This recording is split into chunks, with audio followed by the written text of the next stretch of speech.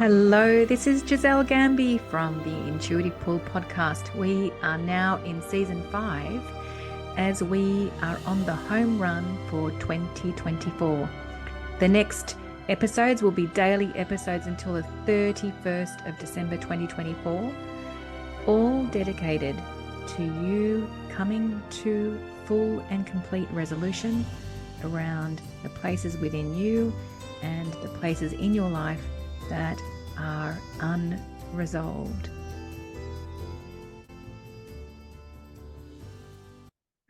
Hello, Intuitive Pool community. I have a really awesome episode for you today.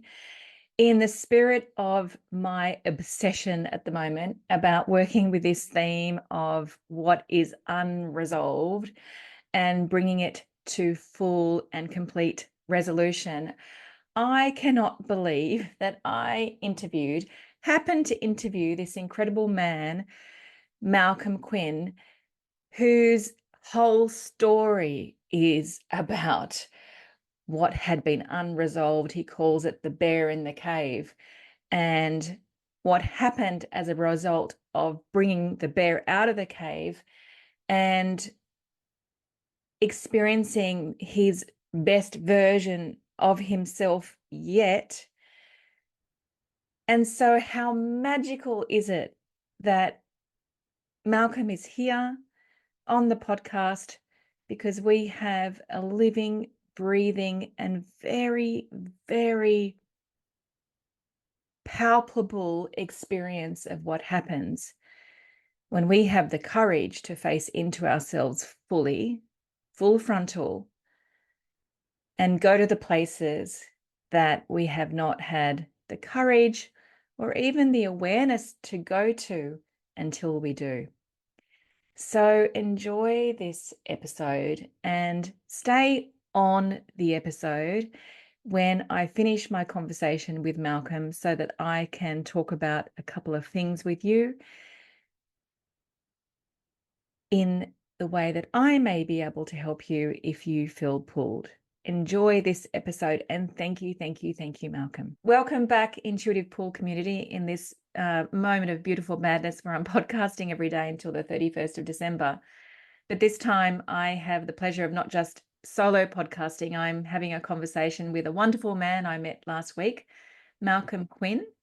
And how I met Malcolm is that I have been coaching his amazing wife, who was referred to me through Dr. Carol Haddad. And I had heard a wonderful story through Leah that Malcolm had been on a panel sharing his story in a really vulnerable way, and how he doesn't even remember what he said, yet the impact that was created was astounding, in that a whole lot of men went and approached Malcolm to talk about how they could work with his therapist. And I just thought to myself, I need to meet Malcolm and I need to invite him on the podcast. So welcome, Malcolm, and thank you for being with us today. No, thank you. It's an absolute pleasure. Yeah. So we were just having a chat before recording this podcast, and I was telling Malcolm how the theme that we are working with on this podcast is the theme of what is unresolved. And I, at the time that I met Malcolm last week, had not received that crazy intuitive pull to podcast every single day until the 31st of December. And only when we connected this morning, I realized, well, of course we are having this conversation, because actually Malcolm's story really was catalyzed by what was unresolved in his life for decades. So it's perfect that we are talking today. Yeah, I think so. I mean, everything happens for a reason. I'm a big believer in that. And, it's interesting you talk about the things that can bring us to a certain point in our life. And it was my wife's breast cancer diagnosis that really became the genesis for me to take a longer, harder look at myself. There were periods of time during her diagnosis, particularly at a stage where she had a recurrence, that I really fell off the cliff, really, in terms of my own mental health.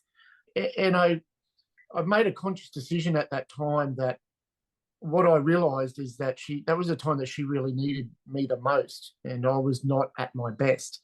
And for really the first time in my life, I was forced to go and get some help. And when I say I was forced to go, I wasn't dragged there, but I was forced to go by a will and a power that was greater than what was important to me about me.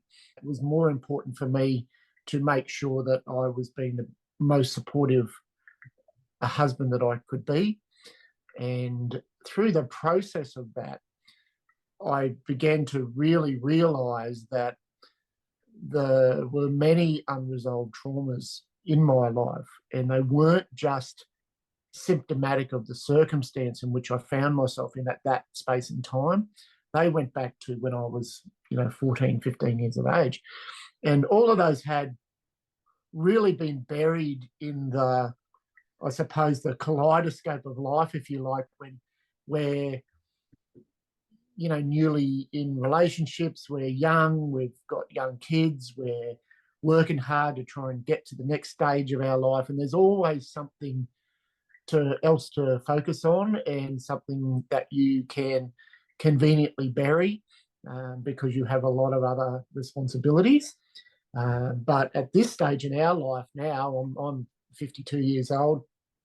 I would say that I am the absolute best version of myself that I have ever been in my life, because Oh, because I have unshackled myself from everything that I thought was important, or things that I thought were resolved, and they just weren't. And the other thing I've done is I've taken responsibility and control of situations. So because sometimes, to coin a better phrase, shit doesn't just happen, it gets caused by other people, and you have to deal with that.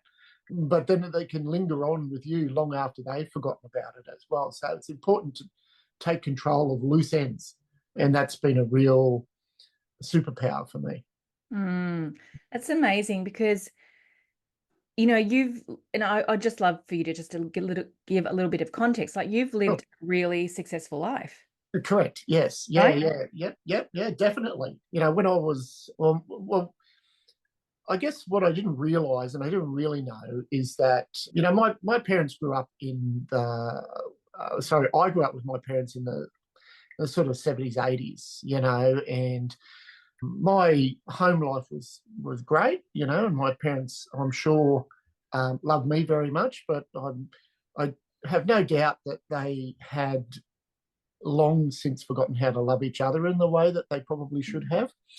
And that all culminated in me leaving school early at the end of year 10, because I wasn't really coping with what was happening in my home life. And I left and went and lived with my grandparents for a little while, just to try and get some sense of normality, where they were sort of all over me and all of that, and that's what I needed at that time. Interestingly enough, and the cruel irony of all this is that my mum and dad, they became close again. The happiest they'd ever been for many, many years, because they were just then now left with each other. And they kind of figured it out and started to get it all back together. And he had his 50th birthday, so they went to the Sunshine Coast. I mean, I live in Queensland, up in Harvey Bay, but at that time I was living in northern New South Wales with my grandparents. So they went out on a day trip and had a beautiful lunch and all of that, and decided to cross the street to buy an ice cream, and died there in the middle of the road a week after his 50th birthday with a Oh, massive heart attack, which was a huge shock to everyone involved. I was too young at that stage to mentally process what the finality of that actually meant. My mum had to go and spend time in a mental health facility. Uh, wow. so what I'm trying to say is that I don't really allow that into my life until I was much, much older. Maybe even into my 40s. I just sort of put that aside, and when I became a father myself, and being a great dad and a amazing husband is what gives me purpose. That's what people often say. Introduce yourself, because I speak at a lot of conferences and things like that, and I just say I'm a dad, I'm a husband, uncle, brother, son, grandfather. That's who I am. That's first and foremost. All the rest of the business crap doesn't really matter. So that's how far back people like me can leave things, from teenage years into their 50s, and then start to wonder why we're dragging a suitcase around with us everywhere we go. Wow. I had no idea that that's what happened when your dad was 50 and then what happened with your mum.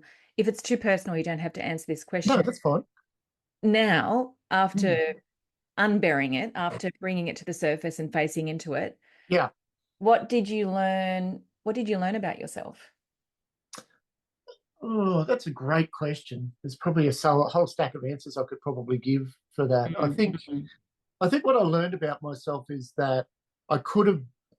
So I have two sets of kids, one from my first marriage and two with the love of my life, Leah. And there's a bit of a gap between the two of them. But all the kids always lived with us when Leah came along, so she practically raised them anyway. But what I realised as a part of this process is that I'm a much better father and husband now than what I was when the first lot of kids were growing up and all of that, because I was focused on different things. And I didn't have anyone in my life who would check me and pull me aside and say, hey, what about this? And what about that? And keep me accountable. Uh, Mm. and that really changed when Leah came along. She kept me accountable. And I think that if I can sort of try to hone down on what you're asking me, I think I've grown so much over that period of time that I wish I'd known how to process those things earlier. If someone had have told me, but it's generational. If you go back 20, 30 years, there was no discussion about men's mental health. There was no discussion about women's mental health. It was just suck it up and get on with it. And that's totally changed for the better. Mm. Thank God for that. Hey, true that. Yeah. Thank God for that. And still, the amount of very, very sad situations that are out there is unfortunately very much in our face. I think I told you when I met you last week that just in our community, we had a woman who took her life 2 years ago. Or, yeah, 2 years ago now, her anniversary, and she has 3 children, and her husband took his life last week.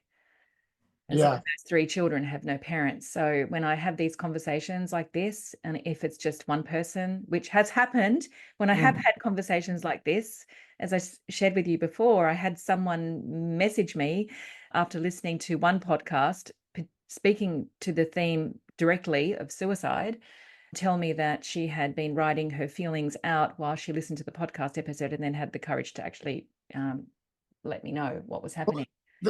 See, this is where the scales have tipped, because it's not just the responsibility of the person who's in the eye of the storm anymore. It's the responsibility of the community, of people that are around them, to Yes. recognise, hang on a second, Malcolm or Mary or Giselle or whoever the case may be, Yep. uh, is not acting in a way that they normally act, right? Yeah. Yeah. And when you know people well enough, and you understand when they're off just by even the slightest little bit. And I don't think in generations gone by, anyone would have come over and put their arm around someone and said, "Hey, mate, are you okay? Is everything all right?" They would have looked at you and said, "Piss off! What are you talking about?" Now, I think people want that. I Yes. think subconsciously they want that, so Yes. they don't have to raise it themselves. They can be free of the burden of having to take the first step, because someone else takes it out of their hands for them. Yes. Thank God for that. Thank God for that. So just going backwards, you talked about how in your first marriage and you Mm, raised your children differently to how you raise your children now. And when we talk about things that have been buried under the carpet and they haven't mm. been resolved, and really this is the work that I do in coaching, is Sure. that when things are unresolved, we believe that we need to be someone in particular, right? Thinking that if we are this version of ourselves, this is where our safety lies, this is where our sense of control lies, this is where our sense of well, basically that, I think that's where I want to go with you, where our sense of safety and control lies Mm. So when you look back at the person that you were before, the person that you said before, I am the best version. And I really felt that, like, that was a declaration. I am the That's best true. That's version of totally true. myself than I ever have been. Yeah, I can feel that. that's true. Who was that version that you believed you needed to be whilst things were unresolved? I imagine to get some kind of sense of safety and control about your life. Am I on the right track, or I was for a was it very long, for other yeah, reasons? kind of. I guess for a long time I was motivated, really motivated by success, Yeah. motivated by building my businesses, and I wasn't like I was never, and still am not in any way motivated by money. That's the different thing. Some people say, okay, well, this person or that person, they're successful, so they don't have the stresses and worries that other people do. Yeah, to a certain extent, that might be true because you have options. But I was really driven about the feeling of success. And I never had a mentor in my life, which I think is also another hugely important thing, particularly for boys. I think they need a father figure. They need a mentor in their life, whether it be at home or in a professional setting, to assist them to how to regulate themselves, how to be more consistent with their behaviour. And my grandmother, she passed away in the year 2000 and left me $45,000 in an inheritance, equally between myself and my older brother. And I thought to myself, this is the most amount of money I'm ever going to have in my entire life. So this is like, I'm going to make a decision here. I can either whittle it away and buy a new TV and we'll go on a holiday and the rest of it, and then I won't have anything left. Or I can start my own newspaper, which I had always wanted to do because I have a background in media and I'd been working in media for about 15 years at that stage. So that's what I did, which I think about that now. I'm still in the media as a self-publisher. I've been a newspaper owner now for 27 years. When I look at that now, I think, man, you were like crazy. That was like enough money to last 2 or 3 weeks. But away I went. I took a chance on that and I got all in. I just rolled all into that. And it gave me something to focus on, but I still wasn't happy. Right? Here's the thing: I still wasn't happy. So much so that my first marriage broke down. I met Leah in I think maybe 2002 or 2003, and at that time I was betting $20,000 a week. I was just making money and spending it as fast as I could because I was looking for something. I was searching for something, and I didn't know I was until I found it. And that was the feeling of security, love, and happiness. Yeah. And I think you might think you know what it is, Yeah. until your eyes get open to what it really is. Yeah. And I tell everyone, and she gets embarrassed when I do, but I tell everyone that she saved my life. There's no question about that. And when I have the opportunity to speak to groups of people about all sorts of different things, I talk about that really openly and honestly. That you can chase all the dreams you want, and you can do whatever you like, but if you don't have your own house in order, and by your own house in order I mean you are a 100% director and shareholder in the success of your own life, right? So do not put that on anybody else. You've got to be accountable for that. So I think in many ways, the older kids didn't get the best of me, but the younger kids did. Yeah. I'm sure they all love me equally, and I love all of them equally as well. Although there is an old saying that you're only as happy as your unhappiest child. But I just became. But there was still stuff like it was like the bear in me was asleep for the Fair. first time. Okay. The bear in me was asleep for Uh-huh. the very first time. I hadn't been to therapy. I hadn't done any of the work, but the bear was sleeping, and it slept for a really long time until Leah was diagnosed with breast cancer. And then it was like you snuck into the cave and poked it with a stick. It's all good when it's asleep, but if you wake it up unexpectedly, look out. Mm. Yeah. So you talked about, you brought tears to my eyes before, actually. You talked about security, love, and happiness, right? That's what you were seeking. Yeah. You were seeking it in all the wrong places. right? Definitely. Right. So it wasn't found through success, No. right? So where was it found? Where did you find it? Oh, it was found in the relationship with Leah. That's where it was found. Yeah. Someone I could be my truest and most open self with, Yeah. and I could bear my feelings. I could talk about whatever I wanted to talk about. I could, we're we're probably the hardest on each other in a respectful way, because everybody wants you to tell them what they want to hear. But if you have a strong relationship, like she'll, I'm still a child trapped in a 50-year-old man's body. So go off the rails sometimes and, um, do erratic things. And she'll let me know, you need to grow up a bit, mate. Um, but it's just the feeling of someone who doesn't want anything from me but other than to love me. So you were already experiencing this, right? You talked about you met Leah in 2002. So you Mm, were already experiencing love, security, and happiness already, right? yeah. And then Leah's second diagnosis happened. No, well, no. So it was a long period of time. Leah's, she was first diagnosed in 2022. So, when I met Leah, it changed my life literally. And, for the next sort of 20 years, really, the two of us have lived just almost an inseparable relationship. And we work together, live together, the truest meaning of soulmates. And, a lot of our friends look at us and laugh and think, oh, you two, you're just so disgustingly in love still. Which, I am a believer in that there's a difference between loving someone and being in love with someone. I've had this debate with someone the other day and they couldn't pick the difference. And I said, well, then you don't have it.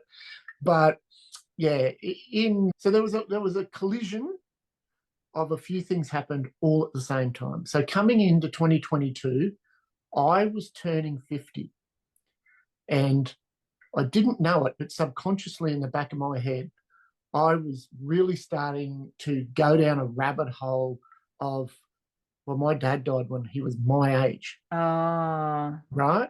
So I went to the doctor and I said to them, listen, I want every test that you can give me, right, about my heart health, all of it. And he's like, okay, tell me why, because he's a really top fellow. And he said, look, statistically, it's unlikely because, my dad smoked a packet and a half of cigarettes a day from the age of 13, drank a carton of heavy beer a week. Never smoked in my life and I don't drink. But he said, let's check it out. Let's check it out for you anyway, just to give you peace of mind. And then there was a convergence. COVID came along. I went to see a cardiologist just to satisfy my mind, but I was really on edge about it. And then at that distinct moment, Leah found a lump in her breast. And so we've got these three things going on. And there was a point, and there's not many things in my life that I regret, but there was a point where we were sitting looking out the kitchen window one morning, and she was crying. She was tearing up about the situation that she had found herself in. And I was worried about her, obviously, but I was also having my own struggles because of, what I had built up in my mind of an unrealistic health risk for myself. And I looked at her and I said, oh, listen, I don't know. I don't know if I can deal with your crying today. And it just hung out there like an old cartoon, where the speech bubble comes out. And it just hung there. And I was like, oh, shit. Like, I am so sorry. I shouldn't have said that. But what that made me realize was, okay, you need to start down the track of being, all in for her and not about yourself. So as it turns out, I was completely fine anyway. But so we got through that first round of her breast cancer, and my coping mechanism then was to take her to chemo, of which there was a lot of it. But because it was during COVID restrictions, I wasn't allowed to go in. So I would drop her off at the hospital and watch her trudge in with her bag and all the rest of it. And then I would go back to the car and I would cry for half an hour, just by myself with no one else around. And I would get myself back together and I'd go to work. And that probably went on for 20 weeks. So I did all of that, and then she had a lumpectomy and all of that, and I said, okay, well, you're good to go. Essentially, you're good to go. We'll do sporadic rechecks with you. This should just be a speed bump along the road of life for you, was the terminology that they used. So they gave us a fair bit of confidence. And she went through for about the next 18 months having regular blood tests and all of that. And then there's one particular time a blood test came back, and for people who might be sort of listening to this, they do this just such a long list of blood tests that they do that can give them an insight to markers which may or may not indicate that the cancer that is present in her body, and present in all of our bodies, as a matter of fact, it's just a case of whether it gets angry or it doesn't. And one was just ever so slightly elevated. So they said, no, we could leave this for 3 months, or we could just, do a scan. So anyway, they did a scan, and then they wanted to do a biopsy. By the time, they start talking this, you go, oh, all right, it just starts to ratchet up, your anxiety level. As it turns out, she had a recurrence, and that's when the narrative shifts. And when I say the narrative shifts, is that if you're not super careful, you can get sucked into the vortex of Western medicine. And I'm not saying that that's a bad thing, but it's not the only thing. There are many other ways that people can heal themselves, and you are firmly in that business, right? There are many ways that people can reach out to other modalities, which we didn't know the first time around. We were like babes in the woods. Like, first time around, I was like, it'll just be day surgery and that'll be that. I didn't even know about chemo. I didn't know there were different types of breast cancer. We didn't know anything. Anyway, the oncologists that we had at the time started using terminology like, you'll be on chemo for the rest of your life until that chemo stops working. Then we'll put you on another one, and you have stage 4 cancer, and your 5-year survival rate is now up the putty and all of this. Well, I just fell off a cliff, if I'm being really honest. The idea of living a life where she was not going to be in it was not acceptable at all. And my brain just couldn't cope. Like, I would walk around the house and I'd look at photos of the two of us together and just break down crying. And sitting on the side of the bed, I would cry, and I would just howl like a baby, just saying, no, this can't happen. And so she said to me one day, listen, we're going to go to the doctors this afternoon. And I'm like, why? And she's like, not for me, mate, for you. You've got some real things you need to deal with what's going on. And that was the lowest point. That's the lowest point of my life. I'd hit rock bottom.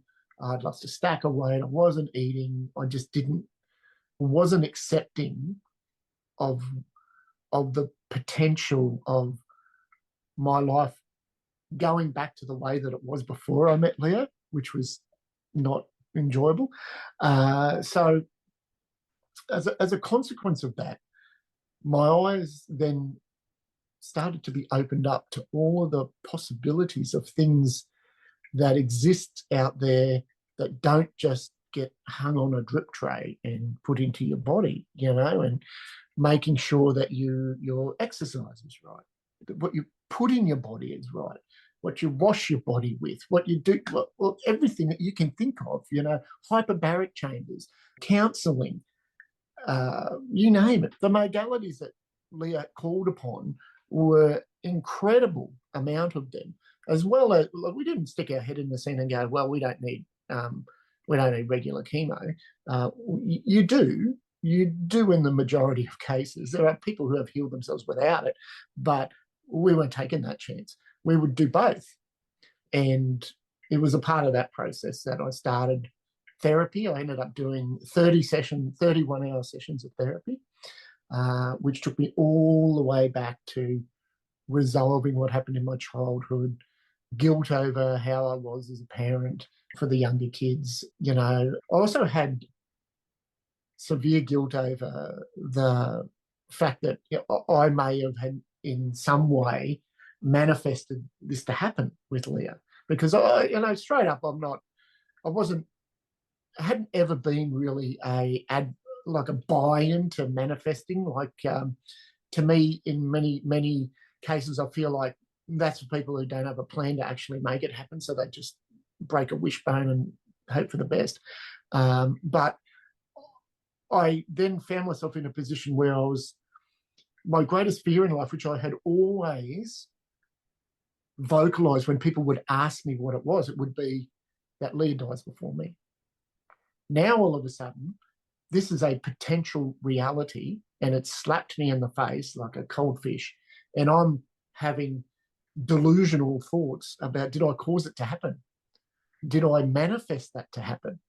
All of those sorts of things. I got into tapping, I got into meditation, all of these sorts of things. And you know what? The strangest thing happened. Leah started her chemo, and the chemo was to be initially, I think it was 16 weeks or 12 weeks, and they wanted to. Their goal at that stage was, let's just make sure that the spread of the cancer is controlled. There was no talk of it going away, just controlled. And we're like, well, that sounds pretty good. That sounds like a good goal to stick to in the short term. So 3 months into that, 3 months, she went for her first scan. And we were like, I'm crying in a car on the way there because I'm just so fearful. I had such uncontrollable anticipatory grief over what my life is going to look like. And I know in some ways that sounds really incredibly selfish, but I just couldn't control myself. I just couldn't regulate myself. So anyway, we got in there, and this is just 3 months after she started, and he said, "You're just not going to believe this, but you have had a complete response to the chemotherapy, and you are clear. There is no signs or evidence of disease whatsoever." And we were like, "What? What are you talking about?" And he's like, "I don't know." He said, "I have seen this once before, just one time before." So we're like, "Oh, okay." But the kicker, right? The kicker to this is we don't know, and he doesn't know what made that happen.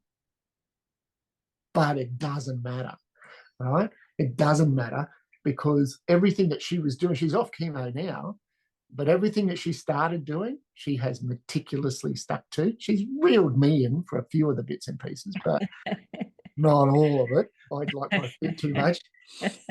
Yeah, but it's incredible. It's incredible. And you know what? I think the biggest part is this, is the first time she had it, the chemo clearly didn't work because it came back.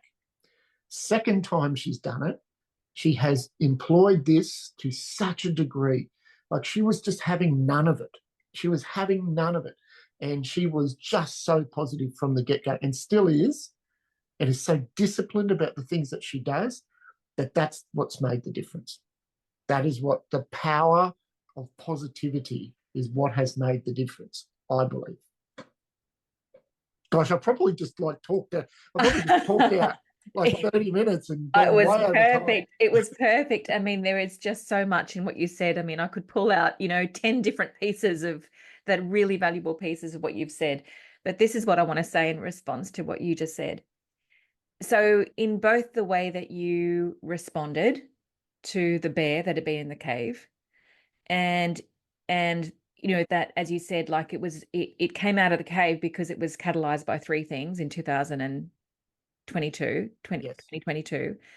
And then how Leah has responded to her second cancer diagnosis. You talked about, you poo-pooed manifesting before, and I also poo-poo manifesting, right? Mm-hmm. When it is, let's break off a wishbone and leave it to the universe because that's just a delusional way of holding this concept of manifesting. And in fact, true manifesting for me, in what I have experienced and what I've observed, is it's actually it's the most ultimate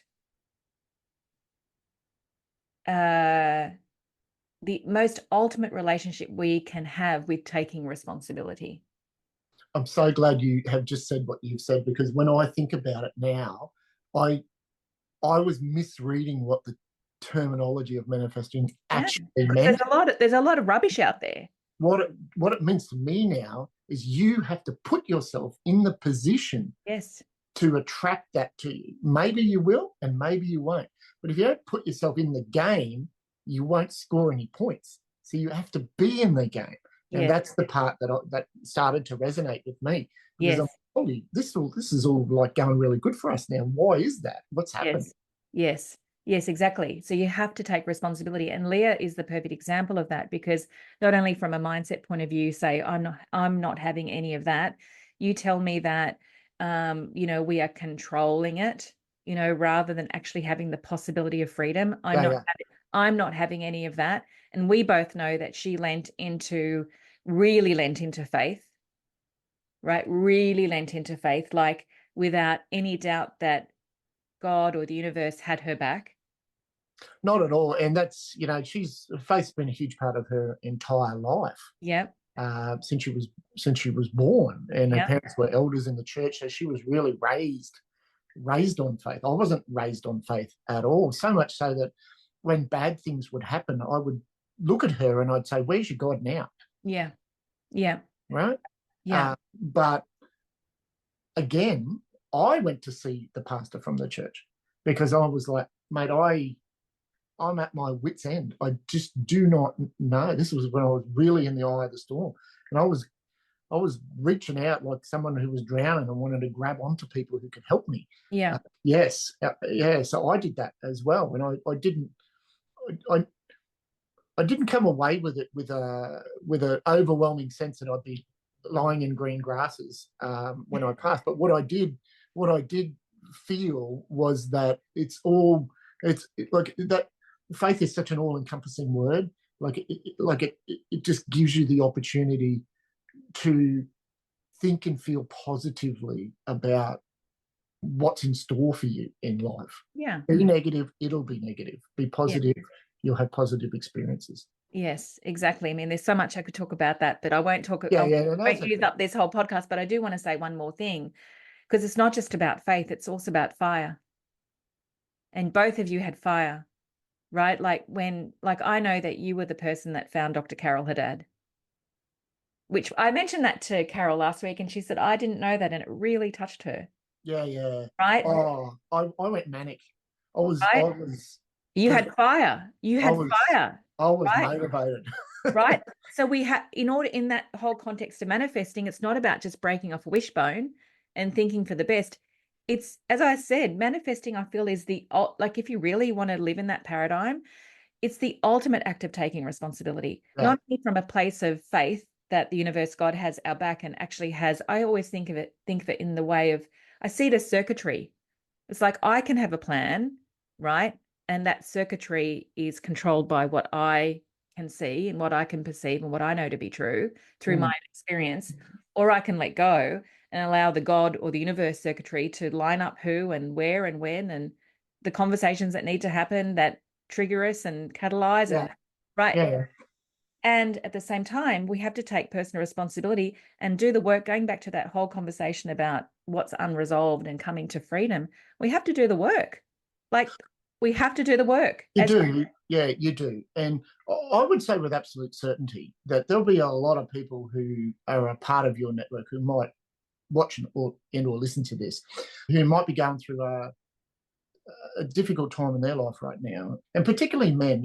It's difficult for me to speak about the circumstances of how women may feel about things, but in terms of men, I certainly know that so many people have um, spoken to me because I've been really open about what's happened to me. And I pretty much took all of the year off work and had to refocus on getting my life back together. But you've got to be open with the people around you. You've got to be open with your partner, all of those sorts of things, because you will be astounded at how much that will mean to them. That will be such a enlightenment for them, that wow, he feels so safe with me that he can say these things to me, and that will be empowering and endearing experience for them, not which is not to be, not to be feared. It's to be embraced. And I would say to any guys older than me, younger than me, whatever it is, it doesn't discriminate. That if you're feeling, trapped, or like you've got things in the basement that you want to get rid of, there's nothing. It's not going to clear itself out. No, It's not. no. And it's as simple as going to the GP and getting a healthcare plan and getting some free counselling sessions. Some people, it might be simple. Some it might take longer. But it'll be the best present you've ever given yourself. Yeah, beautiful, beautiful. This has been such a rich conversation. Thank you. Thanks for Oh, sharing. you're welcome. You have so shared you with us. You know what we haven't done, and this is how I feel like I want to end, because I kind of have a bit of a glimpse as to the answer to this question because I have conversations with Leah. Mm, So again, you talked about this is the best version of you that you've ever experienced so far. that's right. So far. So tell us about who you are now. Like, because I know you've made different decisions. I know that you've found a passion that you didn't ever knew you had. Tell us about that. Yeah, well, I started taking up golf. That's not my passion. I play with some mates on a Wednesday afternoon. I'm the worst player of the four of us, and I don't care. It's just a social outlet. But I'm also painting now as well, which I had never done in my life before. So I've got a painting store opening up, an online store opening up soon, which I have to do because I have 40 something paintings in the house, and Leah's encouraging me to move them on. So that's been a lot of fun as well. Yeah, but I'm happy. Yeah. I'm happy, and you can't. There's no substitute for that. Oh, Yeah. I'm just happy, and you don't know that you're not until you are. I think that both you and Leah are such powerful beings. I really do. And I know because both of you naturally are just such generous people that what you've experienced in your life and what Leah has experienced in her life, and these are very common subjects, right? We don't have to go looking far to look for cancer. We don't have to go looking far to look for, you know, mental health, unwellness, or however you want to call that, mental, right? Yeah. We, But we we buy our groceries at the local markets every Saturday morning, and there's a guy there. He sells organic eggs. He's got a really successful business, and we always banter over rugby league because he's a Bronco supporter. I'm a Melbourne Storm supporter. But when I was there last week buying our eggs, he was just a bit off, and I said to him, "Mate, are you okay?" mm, Um, and his wife's got melanoma, and it was being found in his brain, her brain. They got a young family, yeah, and he just looked lost. yeah. And I looked at him and I thought, that's how I looked. I must have looked the same as what he Oh, looks like. wow. So, I just spoke to him for a while and then just touched him on the shoulder. I said, you'll get through this, mate. But if you need anything at all, you contact me. Here's my details. We can just sit down and talk. And he really appreciated it. I wouldn't call us friends. I'd call us like just when you go to a shop that you regularly Yeah, go to, you know the person. yeah, But oh my gosh, I just had so much empathy for him yeah, because I knew I'd been in that space. So you are dead right. It is all around us if we're tuned into it. yeah, exactly. So I know that the decisions that you made from that place of resolve, right? You had resolve, right? Resolve. You had fire and faith. I know that your stories are going to, they're already happening. So thank you. Thank you for sharing you with us. I really, really appreciate it. No worries. It was a pleasure. I'm happy to do it anytime. Thank you. Thank you. I hope you received so much from that very, very juicy and rich conversation with Malcolm. One of the things that I love about this episode is what we're talking about two topics. We're talking about two topics that are in the world everywhere around us. If we haven't been affected by them directly, or we have certainly been affected by these topics indirectly, and they are the topics of mental health and they are the topics of cancer. Now, why I love that so much is because we have just demonstrated how how the power of bringing what is unresolved to complete and utter resolution. We've just demonstrated the power of that in relation to mental health and also the power of that in relation to cancer. Now, I know that that might not be everybody's journey with cancer, because there are some things that are out of control and have a sacred purpose even beyond this life, time, and space. But the perfection of that is that it demonstrates that it is absolutely possible, but we have to bring the level of diligence and the level of commitment that Leah brought to her cancer journey and that Malcolm has brought to his mental health journey. So if you haven't worked it out already, I actually don't feel like I've ever been so obsessed about a topic as I am today. And truthfully, I feel like that obsession has been born from what I have brought to complete and utter resolution. So isn't that interesting how obsession is born? You look at Malcolm's painting, how obsession is born when we have the inner spaciousness because the bear is no longer in the cave, or our denial and our withhold and our half-truths are no longer in our system. There is space now to go and receive what we are obsessed about. And I have a really strong feeling that next year in 2025, I will continue to receive more obsessions and I will be on a bandwagon like I am right now. And so I want to say this to you. I went for a run last night, and it's a place where I get really present, and I had this inspiration. And the inspiration is around what I've been speaking about on this podcast since I have been podcasting every day, which began last week.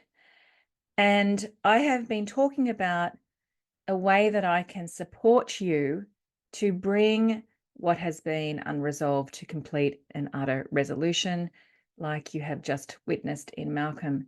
The inspiration was simply to run with this obsession that I have to help more people experience the freedom and the joy and the energy and the electricity that I am experiencing and that you have just witnessed in Malcolm.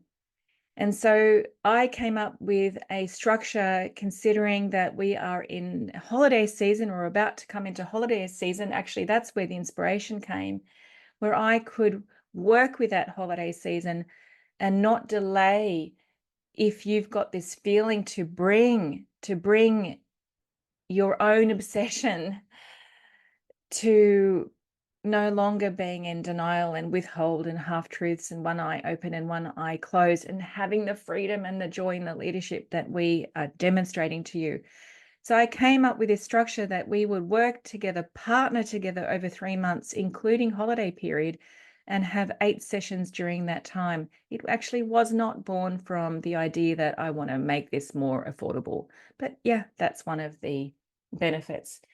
So I have already told you about the fee for that. It's 8,000 Aussie dollars for 3 months partnership with 8 sessions in that time. Now, the inspiration that I had when I was running last night was I want to make this as juicy and palatable as possible for you. So I am going to close this offer because it's not the way that I work. I'm going to close this offer at 11:59 p.m. on the 31st of December 2024. So if you want to take advantage of that offer, well, you need to do that by 11:59 p.m. on the 31st of December. If you want to start this year, that is awesome. If you can just simply not fathom how you could start this year, we can start next year, but you need to commit and make payment before 11:59 p.m. on the 31st of December 2024. From midnight, 1st of the 1st, 2025, I love that year, by the way. I keep on wanting to write 2025 when I'm supposed to be writing 2024. I think there's something very special and magical about 2025.